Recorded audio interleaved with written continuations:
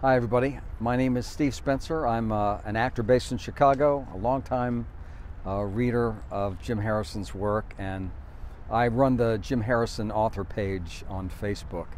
I'm recording this by Lake Michigan in Chicago because water and Jim just seems like a no-brainer. I started reading Jim in the early 90s on the recommendation of a friend who saw I was reading some MFK Fisher and said, well, if you like lit and food, then you're going to love Jim Harrison. And he gave me a copy of Just Before Dark and pointed to the food section, and I sort of had at it. And I was instantly hooked by Jim's voice.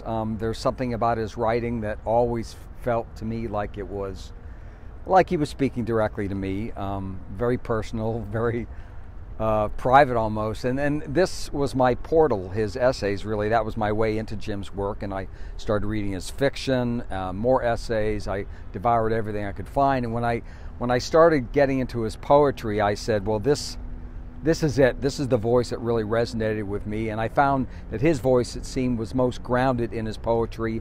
And in a way, it enlightened or illuminated, really, all his fiction and essays and everything else I was reading. So I thought, yeah, this makes sense. I couldn't pick a favorite poem of Jim's to read. There's just too many. But one of his later poems is a favorite, and it's from Dead Man's Float. It was actually the final poem in that collection and had that place of privilege as well in The Essential. So I'm going to read Bridge. Most of my life was spent building a bridge out over the sea, though the sea was too wide. I'm proud of the bridge, hanging in the pure sea air. Machado came for a visit, and we sat on the end of the bridge, which was his idea. Now that I'm old, the work goes slowly. Ever nearer death, I like it out here, high above the sea, bundled up for the Arctic storms of late fall. The resounding crash and moan of the sea, the 100-foot depth of the green troughs. Sometimes the sea roars and howls like the animal it is, a continent wide and alive.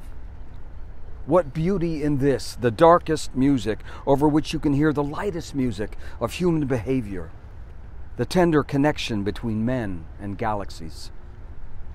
So I sit on the edge, wagging my feet above the abyss. Tonight the moon will be in my lap. This is my job, to study the universe from my bridge. I have the sky, the sea, the faint green streak of Canadian forest on the far shore.